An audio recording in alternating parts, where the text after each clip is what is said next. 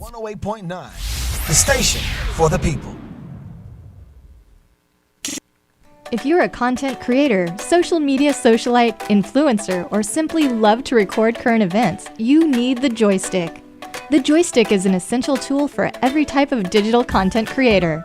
It holds 2 or more mobile phones or tablets, allowing users to stream and record hands-free on multiple apps simultaneously. And it's lightweight and portable. For more information or to purchase your joystick today, visit our website at www.joystick.com. Yo, it's Michael McFadden for our friends over at Credit Building Professionals. You know what they do? They help their clients achieve better credit. How? Late payments, fraud, liens, charge-offs, student loans. They do it all. Get results in 30 to 90 days. And it's very simple to contact them. Hit them up on their website, creditbuildingprofessionals.com, or give them a call, 678-447-2012. Once again, 678-447-2012. Tell them you heard it on Power 108.9. What up, Credit Craig? Question: what's the only station where you can get R&B, hip-hop, pop, and talk radio? Time's up. Power 108.9, a station for the people. My powerful and pristine people, it's your boy E-Money, your favorite engineer. Check it out. If you want to get involved with Power 108.9 as far as partnerships and advertising, if you want to reach our 50,000 plus listeners and viewers per week, please email power1089ads@gmail.com. That's power1089ads@gmail.com. Speak to our marketing director so we can get you set up and ready to go. Let us help you reach your targeted audience and expand your brand. The opinions and views expressed by this program are those of the program host, and guest, and do not necessarily reflect the views of Power 108.9 and its officials. We hope you enjoy.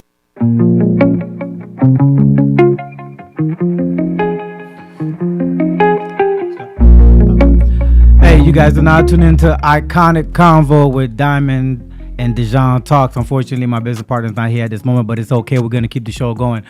So, welcome to our Monday night typical show. Last week, we had our breakthrough show where we talked about gun violence in our local community, which is a pandemic that's currently impacting local communities that are conversing in poverty, lack of education, lack of gun control as far as laws are concerned with Big Brother. We talked about various subjects actually, but this week we want to make sure we continue the conversation because we don't want to leave you unfed. One of the major factors that we saw that was happening in our community with gun control was the fact that it was not the fact that we had more guns than we had people on the streets, or it was not the fact that it was black on black shooting. It was not the fact that we talked about redlining and gentrification. One of the biggest, craziest statistics was that 51% of gun violence had to do with suicide.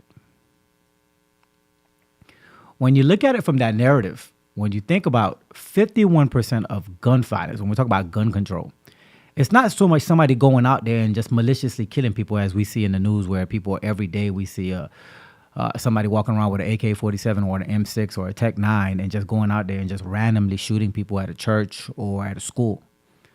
Which these things do happen in America at a much larger rate than anywhere else around the world, at 288 times more than anybody else around the world, which is something that's extremely tragic. Nonetheless, there's another side to this. People are taking their own lives, and that still falls on the concept of gun violence. And we talked about last week about what are the regulations? How do we regulate who and when and how people can get these guns? Because it seems like any 18-year-old person, as long as they have the age of 18, is capable of just going into a gun store. As long as they have the money on deck and then they have what we define as a criminal record, they can buy a gun. And it seems like after the acts happened, that's when we want to bring the whole concept of mental health issue. But it seems like mental health issue was never an issue prior to purchasing the gun, but that's something that we seem to scream a lot when we talk about gun violence. I want to talk about that suicide aspect of the gun violence, because I think that's something that's really indwelling in our community. And I think this covers both lines of color, whether you're black, you're white, you're Latino, you're Asian, whether you're Indian, no matter what your background is. Suicide seems to be something that's extremely impacting everybody on every social level. And it doesn't respect the lines of economics either. When we talk about suicide, It's actually impacting the higher echelons of economics more so than it's impacting the lower community. Typically, you would think if somebody's in a lower community value where they're struggling and financially didn't have the money and, all hell's breaking loose, somewhere along the lines, they lean on to a faith. They lean on to a belief system. They lean on to the ability to overcome a struggle to make it by. But those that seem to have had it and are in more of a luxurious seat from certain narratives and certain viewpoints, they seems to be the ones that's more being impacted by the suicide rates. Why is that? Why is mental health such a big thing in our community? If I had to guess without my partner here tonight, I would say one of the biggest issues that we're having with mental health is people are not allowed to be themselves in today's society. It's really one of those just few simple things. We live in a society that is so driven by high level of peer pressure, where if I don't look like this, if I'm not shaped like this, if I don't make $100,000 more a year, if I don't drive this, if I don't live in this, if I don't wear the designers, if I don't match up to the definition of what society defines success to be, that is constantly evolution changing and never really has a defined narrative, then I'm not suitable. And at times, it doesn't just matter up to the success. It depends on the matters of the heart. A lot of people, they don't know how to deal with heartaches when their hearts are broken or when they deal with such a tragic loss in their family.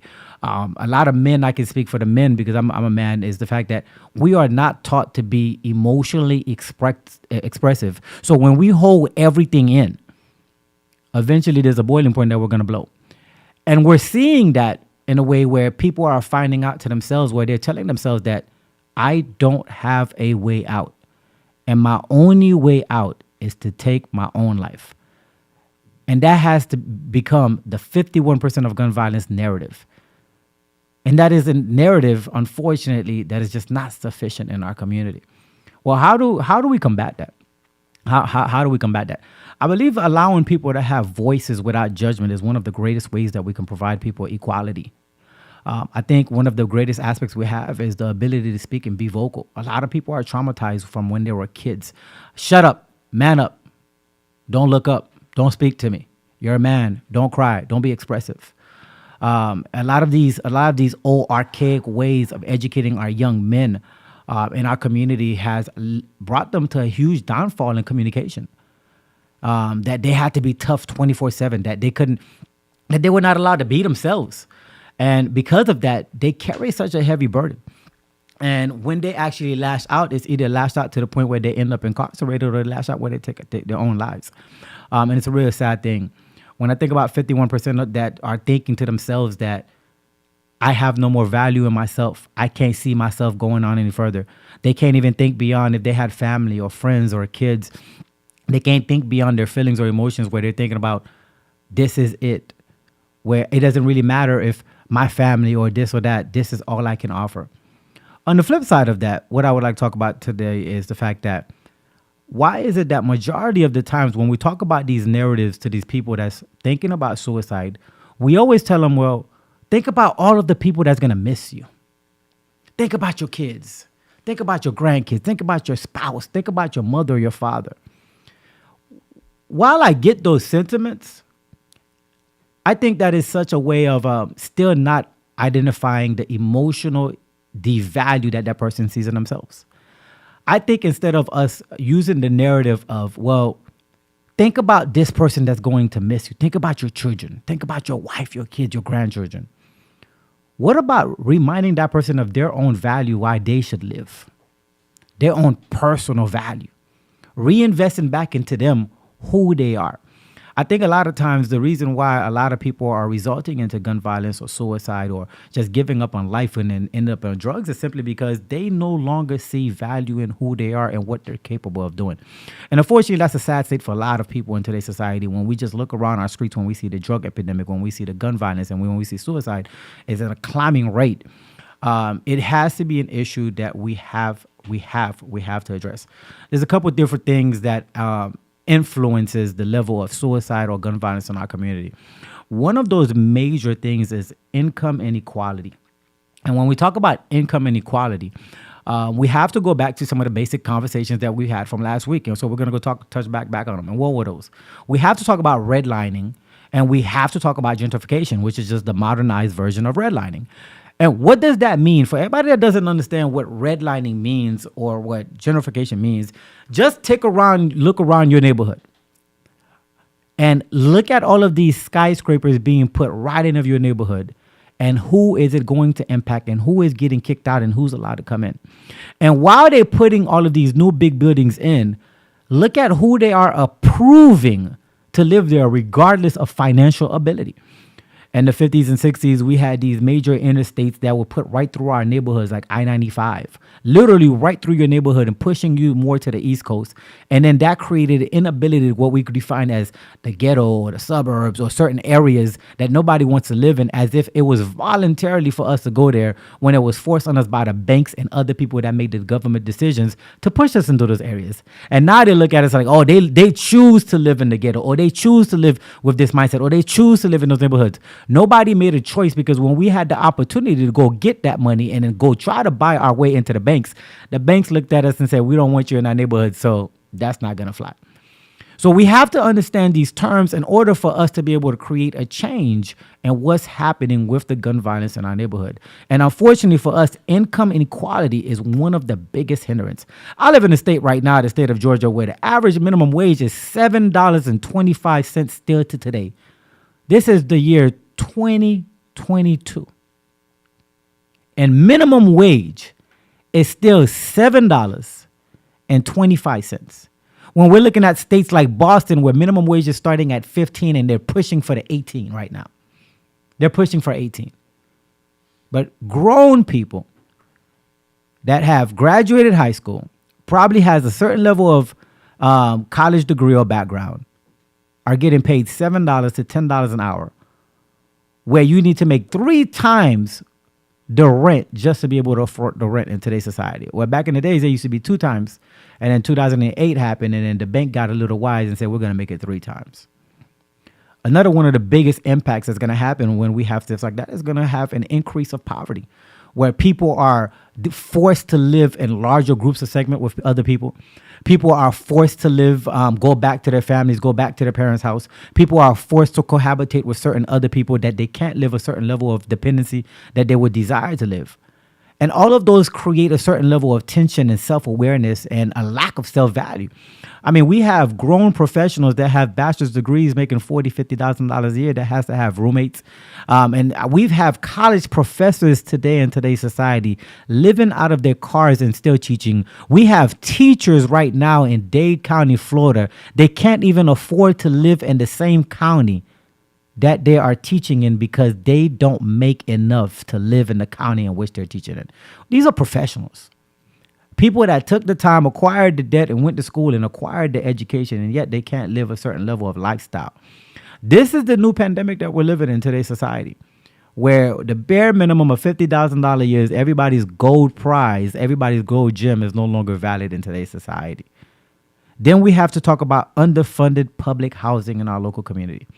Why are these subjects so important? Because these are some of the crucial points that's creating this high level of self-devalue, suicidal thoughts, gun violence, robbing, gang violence, drugs in our local communities.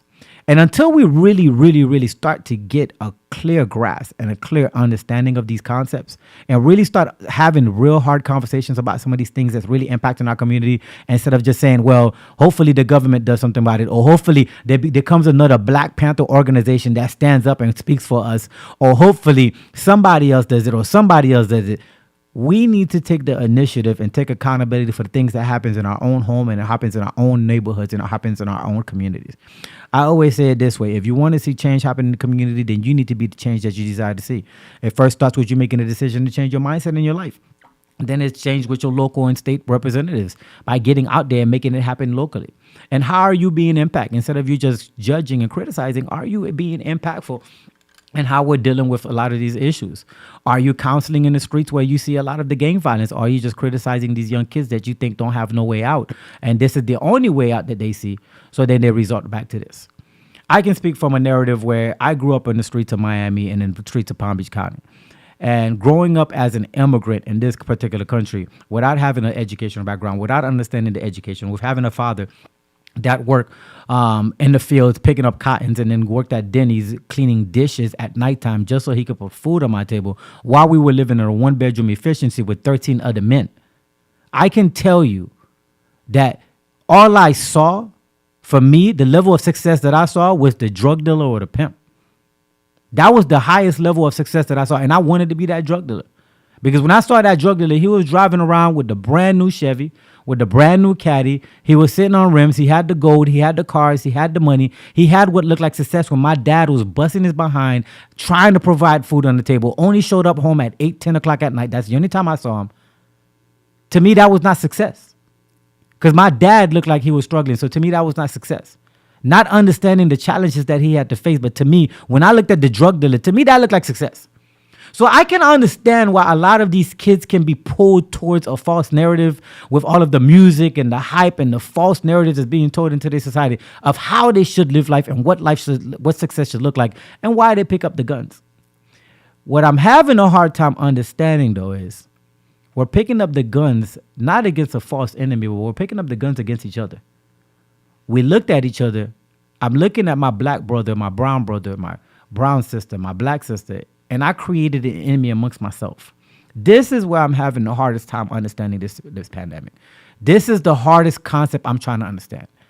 Everything is geared around us killing each other. There is no real war. There is no real issue. There is no real focus point of like how the Black Panther Party had it or had other issues had it. We literally are pinned up against ourselves and created a war amongst our own communities, and yet there's no resolve. I want to take this opportunity right now to highlight some of our sponsors. First sponsor we would like to highlight is Restored Apparel Co., which is one of our major sponsors. If you do not know about Restored Apparel Co., Restored Apparel Co. is a clothing company that is catered to helping kids who has a parent that is incarcerated. We send them to college absolutely free. The second company we would like to highlight at this moment is Blue Light Consulting Services. Blue Light Consulting Services is a company that's catered to small and large size businesses where we help restructure your business idea. We duplicate the process without duplicating effort to get you from the beginning stages of a mom and pop store to creating an exit strategy for your business. With that being said, in a few moments, we're going to come back and we're going to talk more about gun violence in our community. We're going to talk about underperforming schools and easy access to firearms by high-risk people. Look forward to hearing from you, and we're going to take a quick commercial break with that. Thank you.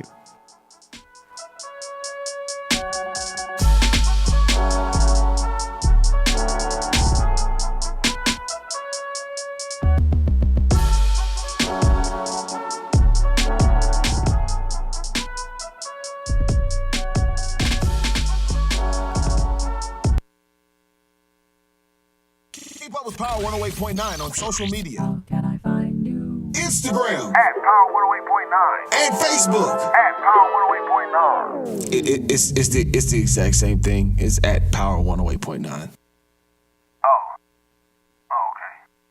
Power 108.9, a station for the people. Tired of all that baloney they force feed you on social media? Yes. Then get connected to Power 108.9, a station for the people. My powerful and pristine people, it's your boy E-Money, your favorite engineer. Check it out. If you want to get involved with Power 108.9 as far as partnerships and advertising, if you want to reach our 50,000 plus listeners and viewers per week, please email power1089 But that's something that we seem to scream a lot. That's power1089ads@gmail.com. Speak to our marketing director so we can get you set up and ready to go. Let us help you reach your targeted audience and expand your brand. Question: what's the only station where you can get R&B, hip hop, pop, and talk radio? Time's up. Power 108.9, a station for the people. Yo, it's. Is there such thing as a work husband or a work wife? They say, you my work husband. No, the hell I ain't. No chicken nuggets, none of that shit.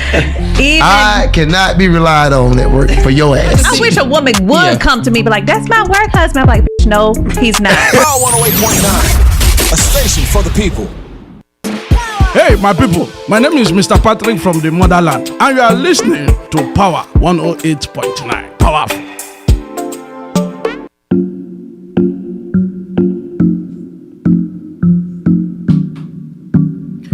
We're back. So last segment, we just talked about some of the issues that's impacting our community when it comes down to gun violence. But most importantly, when we talk about mental health and suicide. Before we went on our commercial break, we talked about underperforming school and easy access to firearms and the high risk that comes with that.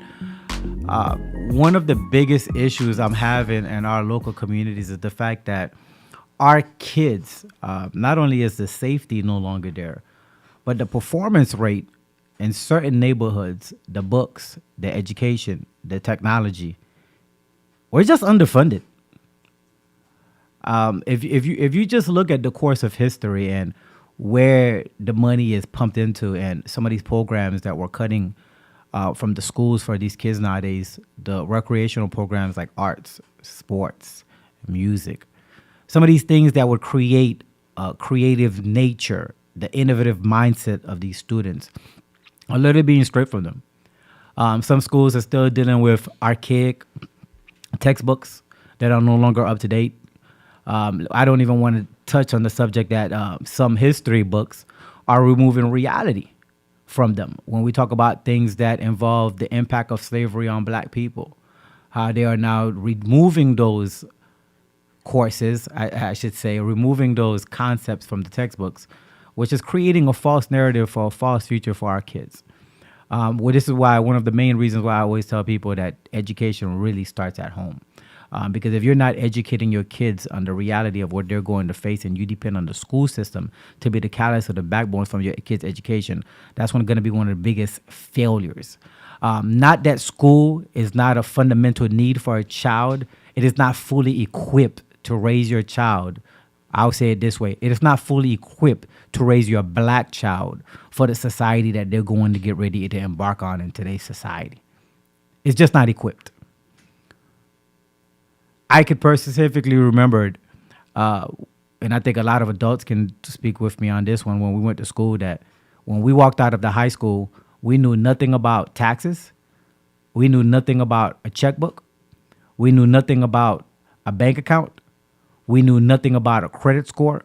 We knew nothing about anything that was going to help us excel in basic everyday life when it came down to building credit, our economics, our finances, things that was going to help us push forward. What we were taught was how to remember, how to be phenomenal test takers, and how to repeat answers that people wanted to hear without any basis knowledge. We were taught to be employees and not critical thinkers. We were taught to stick restraint within a box and not be innovators and creators and entrepreneurs. One of the biggest hindrances that I'm having in school is that a lot of our kids, besides the social side of it, are being forced down two tunnels. And what are those two tunnels that they're being forced down? They're being forced down entertainment or sports. Very few little of our kids are being exposed to the entrepreneur side of what our creative nature is supposed to be. I always tell a lot of the parents that I run across that 95% of black millionaires and billionaires are not into entertainment. They're not in the sports industry. They're not in music. They're not in any form of their entertainment. They are in business. They are in STEM. They are in sales, stem cells research. This is where you're going to find 95% of black millionaires and billionaires. But unfortunately, these are not things that's being promoted or given to our kids in our local communities. The schools right now in our local communities don't get the support that they need from our local governors, our local commissioners. We get what we call the leftover of the barrel. If you're not going to like a prep school, one of those nice suburban schools, majority of the times your kids are not going to get the certain level of resources that they need.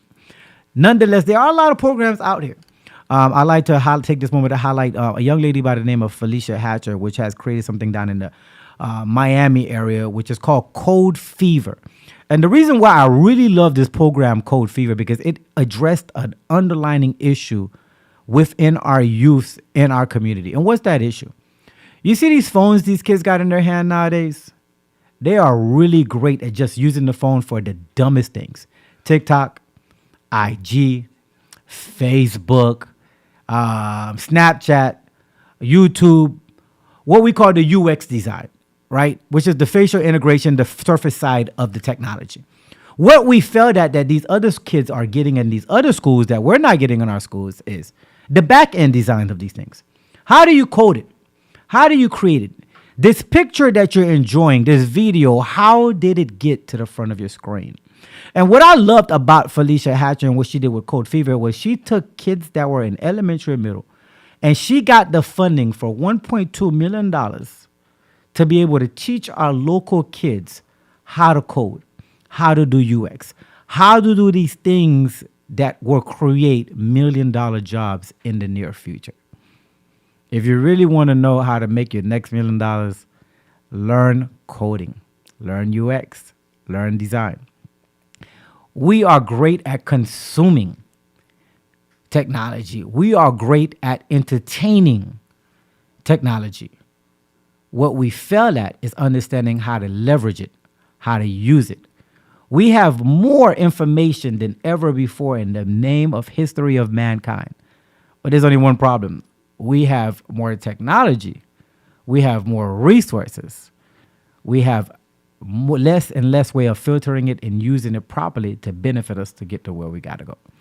We all can create these little goofy looking videos for entertainment and make people laugh. We all can create reels and memes and things just for the plain entertainment. But how do we monetize? How do we create these things from the back end and where we can create a future for the kids? So I suggest if you're in the Miami area, and I think she just took Black Tech Week all 50 states, make sure you check that out and see how you can get your kids involved. And there are a lot of programs that are involving in STEM cells and technology that you can put your kids into after school programs like these that are governmentally funded, that doesn't just have to involve football and basketball, and that doesn't just have to be the only two narratives that we're forcing over 1 million kids every single year into a funnel where there's only a 2% success rate. To me, that's a formula for success. If we're forcing over 1 million kids into 2 funnels where only 2% of them are going to make it out of it, what's going to happen to the other 98%? If everybody's aspiring for the same dream and nobody's creative and nobody's thinking about anything outside of the box. Another issue that I want to talk about is easy access to firearm and the high-risk people that they're getting it. I think this is an issue that right now Congress just refuses to address. The bill has been signed, it's been sitting on the table, and people are looking for a re-election. And there's a lot of companies pumping in a lot of money into this Congress, into these politicians' pockets.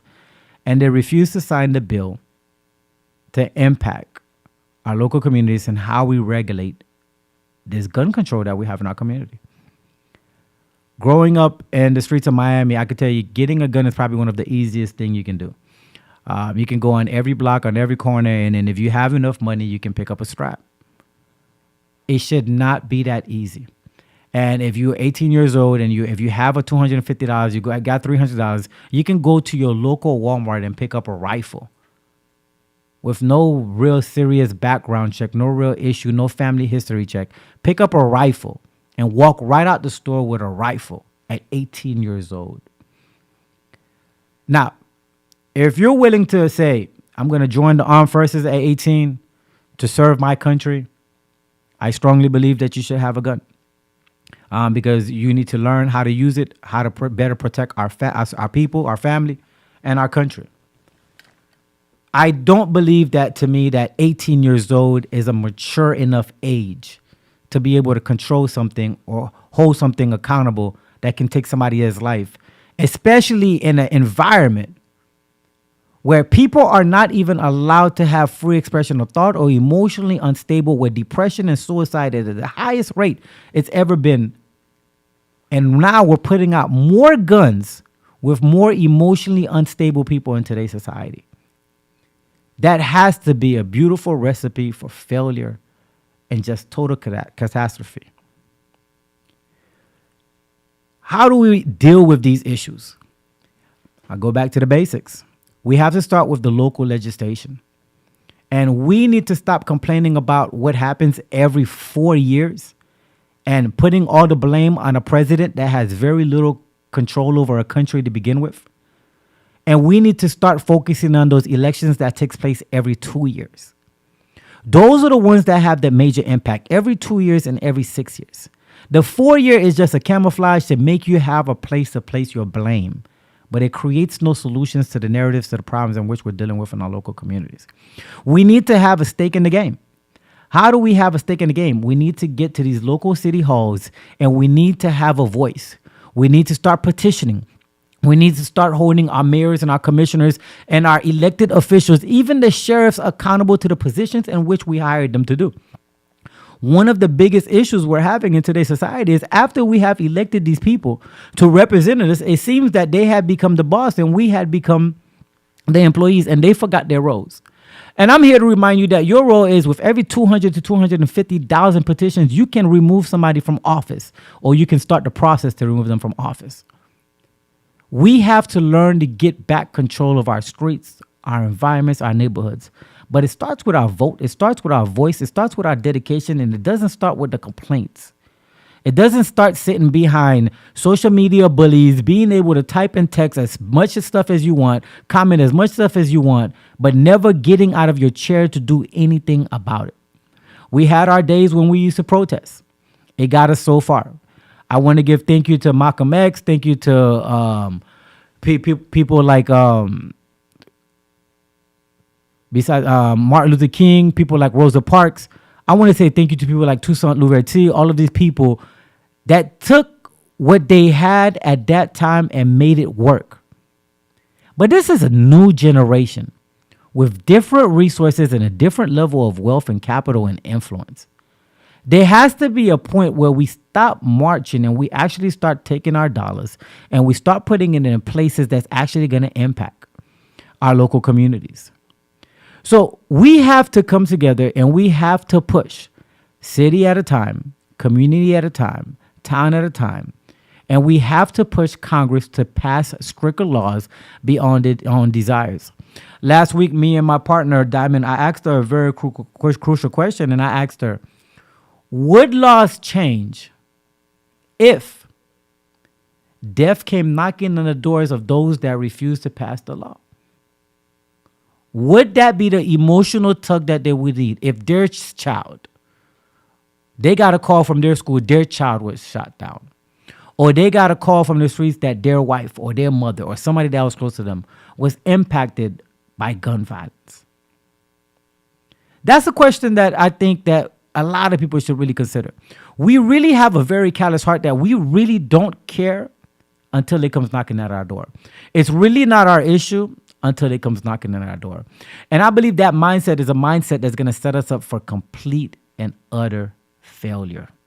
Complete and utter failure. How do we get to these points? How do we get to a resolution to a lot of these issues?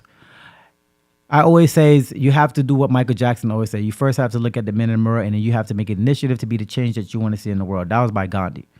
You must first be the change that you want to see in the world. The change is not going to happen by you wishing that it would happen. The change is not going to happen by you praying that it would happen. The change is not going to happen just because you went to church and hoping that, praying to God, that's going to happen. The change is going to happen when you decide to make the initiative, make the steps, and make the necessary resources and sacrifice to make the change happen. It starts by educating our youth, reinstalling back their values, that they have to put down these guns and pick up these books so we can stop killing lives. We have to reinstall the value of life back into these kids because they don't even understand what the value of life is anymore. That's why we have this gun control issue that we're having in today's society. This is why the United States is the #1 in gun shootings worldwide. This is why we have 288 schools that has been shot up since 2010, while the rest of the world don't even have 15. The United States has 288 gun shootings since 2010 in schools. The rest of the world combined don't even have 15. Something is wrong here, people. We can't talk about suicide without talking about a couple underlining words that I believe tag along with it like a shadow. We have to talk about depression. And we have to talk about the underlying issue, the elephant in the room. This all revolves around mental health. we have a problem in our community that we don't want to address the elephant in the room. We want to mask it with success. We want to mask it with pride. We want to hide it behind religion. We want to solve it with just simply prayer.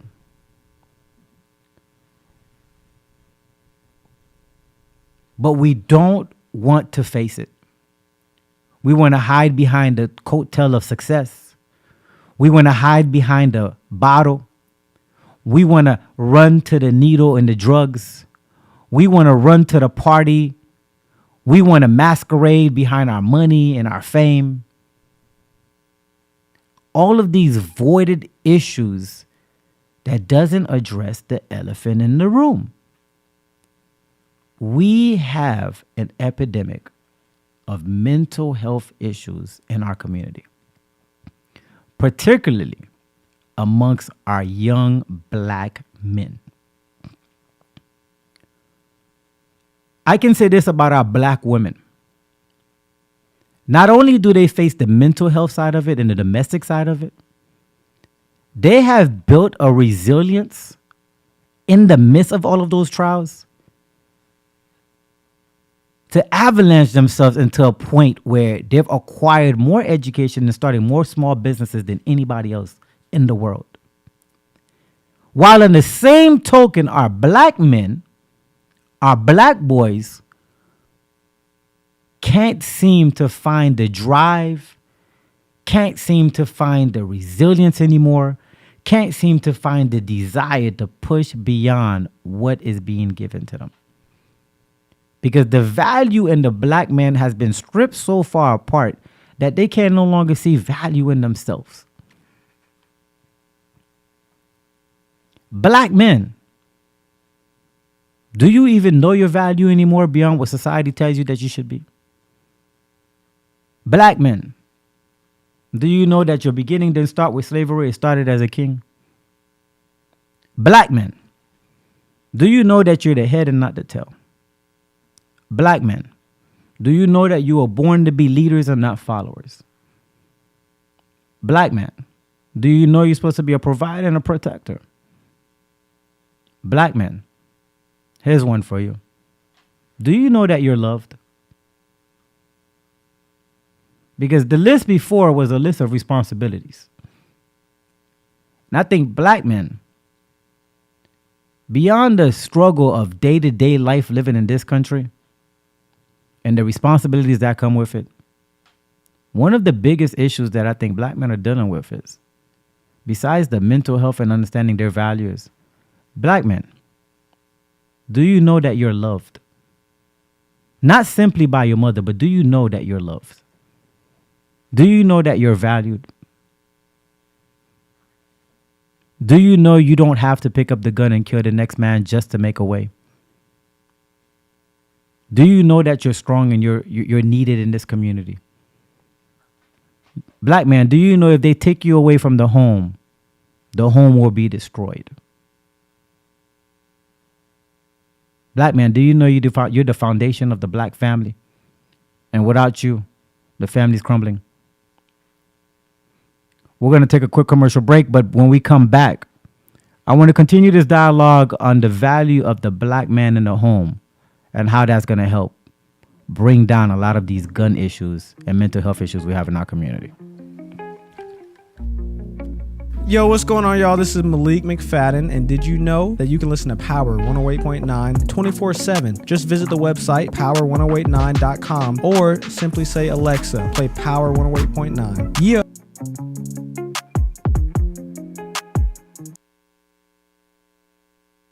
Keep up with Power 108.9 on social media. How can I find you? Instagram. At Power 108.9. And Facebook. At Power 108.9. It's the exact same thing. It's at Power 108.9. Okay. Power 108.9, a station for the people. Yo, it's Michael McFadden over here at Power 108.9. Hey, check this out. 2 things people always ask me about here at Power. 1, who did your business cards? And 2, Who did those exterior graphics for you? Well, ladies and gentlemen, let me introduce you to Create Graphics. That's Create Graphics with an X.net. Now, Create Graphics provides you with a very creative approach to taking your brand to another level. We're talking about superior quality and excellent customer service. And with every project, you will get that one-on-one experience from start to finish. So if it's interior graphics, exterior graphics, vehicle wraps, or even graphic design, trust the team we trust here at Power 108.9. And that's CreateGraphics.net. Create Graphics, GRAPHIX.net. And of course, tell them you heard it right here, Power 108.9. My powerful and pristine people, it's your boy E-Money, your favorite engineer. Check it out. If you want to get involved with Power 108.9 as far as partnerships and advertising, if you want to reach our 50,000 plus listeners and viewers per week, please email power1089ads@gmail.com. That's power1089ads@gmail.com. Speak to our marketing director so we can get you set up and ready to go. Let us help you reach your targeted audience and expand your brand. Question: what's the only station where you can get R&B, hip-hop, pop, and talk radio? Time's up. Power 108.9, a station for the people. It's estimated that around 100,000 enslaved people escaped the North via the Underground Railroad from 1810 to 1850. Wow. Wow, Yeah. 100,000. Harriet Tubman was working. What? That's why she looked like that in all them pictures. My good. In 2012, at the London Olympics, Gabby Douglas became the first black gymnast. She was tired. Power 108.9, a station for the people. This is Crumple Climax Sessions, and you are listening to Power 108.9. This is actress Nicole Crumple Climax Sessions, and you are listening to Power 108.9. This is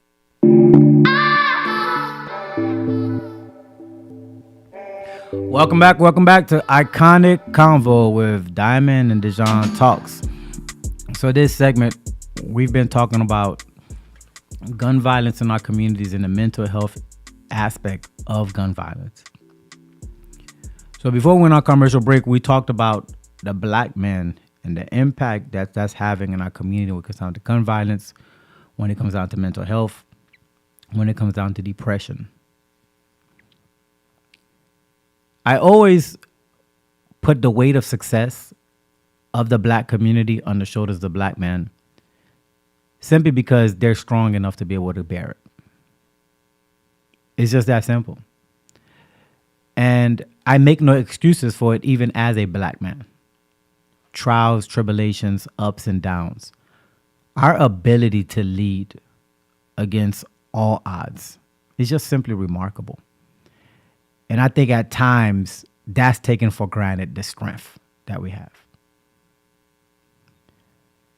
The reason why I hold black men in such high regards and accountable when it comes down to our black community is, as a black man, as a black immigrant man that came here on a boat at age 6, went to prison in Cuba at age 6.5, did 30 days there, finally made it to this beautiful country called the United States of America.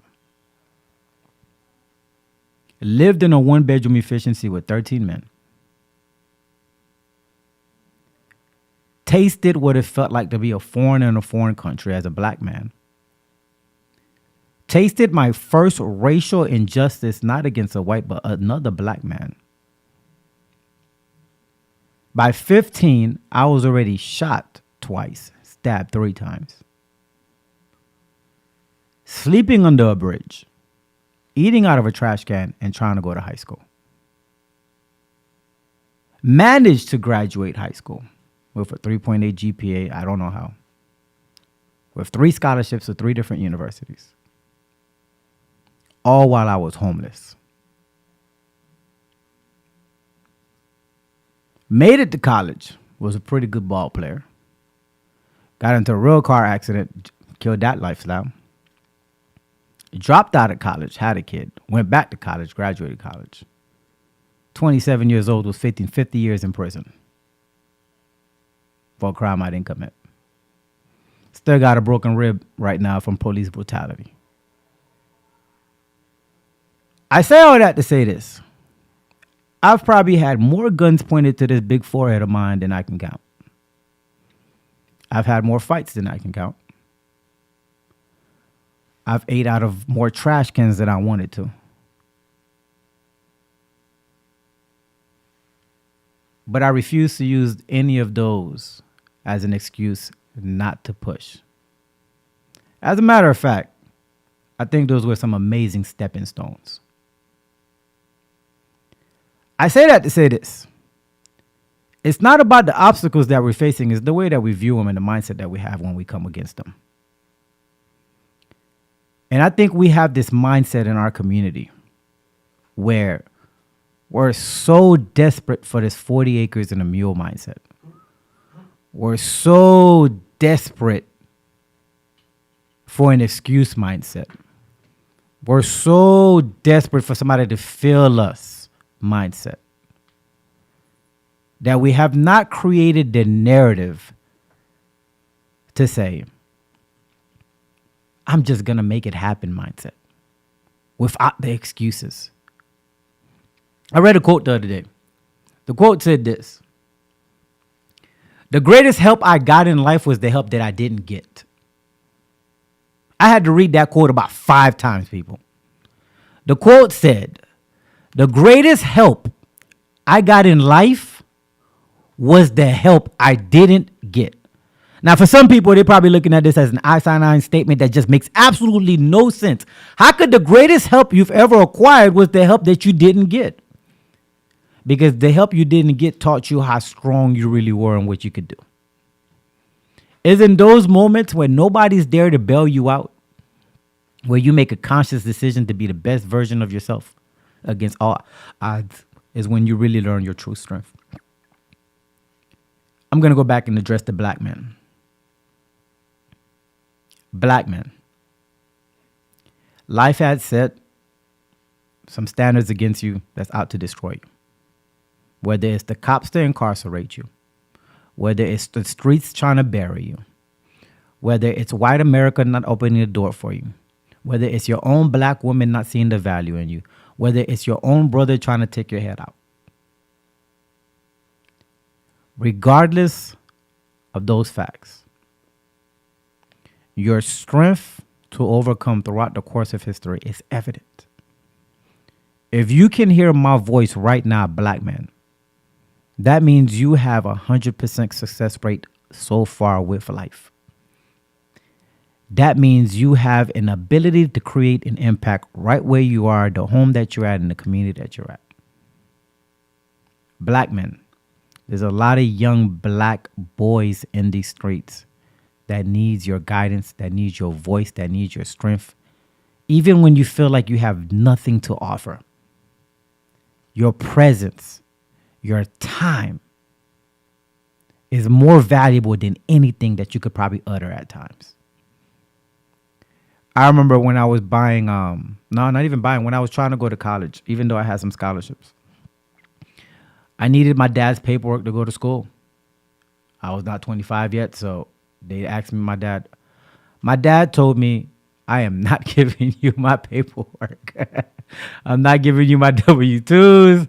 I'm not giving you nothing. Not gonna happen. You ain't getting it. And I was furious. I did what I needed to do. I graduated high school under all odds. I got the scholarships. I did the basketball. I did everything that was required of me to do. And this man told me, go to college on your own. Figure it out. Mind you, he didn't even show up to my high school graduation. That pissed me off. It was not till years later when my dad had a stroke about 5-6 years ago, and I was helping him fill out for his retirement. And my dad had a man-to-man conversation with me. He says it was because I was ashamed for you to find out how much I made. I didn't want to be embarrassed by you. So I never wanted to give you my paperwork. I broke down and cried when my dad told me that. My dad worked in this country for over 25 years, only made $500,000 in 25 years. Yeah, do the math. Do the math. Do the math. It's not much. Why was I willing to be able to be transparent with this story? It's simple. A lot of us, we get caught in the same mindset. We feel like we don't have anything to offer, so we don't offer anything at all. We value ourselves at the bottom line dollar of our bank account. We value ourselves based on the merits of what society is trying to tell us what our value is.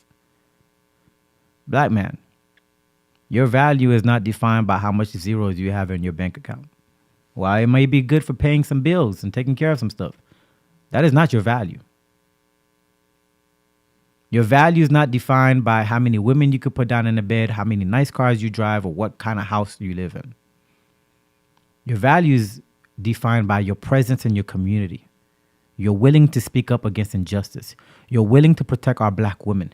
You're willing to step in between the trials and tribulations of the black kids that's impacting our community.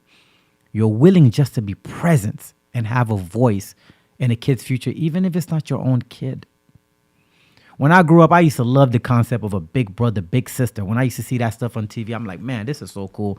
When I grow up, I'm going to be a big brother or a big sister because it's something that I never saw in my community. My big brothers and big sisters were dope boys, drug dealers, gangsters, and ex-cons. They taught me how to survive. They taught me how to hustle. They taught me how to make money. And they taught me how to survive this life.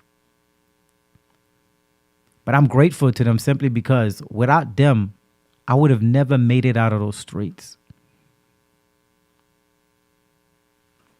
Black men, somewhere along the road of life, somebody devalued you because of the money you made, because of the way you looked, because of your profession, or whatever your reason is.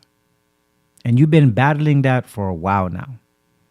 Mentally, it's been eating away at you. If you can just lend me your ear for a second, black man, I just want to remind you, regardless of how you feel right now, you are valued. You are priceless. You are king. You are needed. Depression and mental health is a real issue in our community. And it led to 51% of suicide through gun violence. 51%. I implore you, black men, if you are at the stage of your life where you cannot see tomorrow, where you don't see a reason to live anymore, where that barrel looks like peace to you, where that bottle has been your best friend, where those drugs have been your comforter, where darkness has been your solace. If you can find the strength to see yourself one more day, reach out to somebody. Put down the gun. Put down the bottle. Put down the drugs. Find a counselor. Find a friend. Find a pastor. Call the suicide hotline. Not because people are going to miss you, black man, but because of the impact we need you to have in our community because of the value that you bring. It's not about other people at this moment, black man. It's about you. We need you in this community to help raise the next generation of black men that needs black male figures in our community. We talked a lot today on Ikonic Konvo. We talked about the gun violence issues. We talked about the 51% of suicide that's taking place through gun violence. We talk about the mass shootings that's taking place in the schools. We talk about the mental health aspect of it, the depression side of it. We talked about the financial side, the school sides of it. But what it comes down to is this. There comes a place in every person's life where we make a stand. We either live in discipline or we live in regret. For everybody listening, I want to make sure that you guys catch our hotline number. Our hotline number is 1-800. The hotline suicide number is 1-800-273-8255. Let me repeat that to you. The suicide hotline is 1-800-273-8255. Black men, we need you. We value you. One more time, shout out to Restored Apparel Co. and Blue Light Consulting Services for being our proud sponsors for this network. We are here every first and third Monday from 8 to 9. It's Diamond and Dejean Talks on Ikonic Konvo on Power 108.9. Have a blessed night, guys.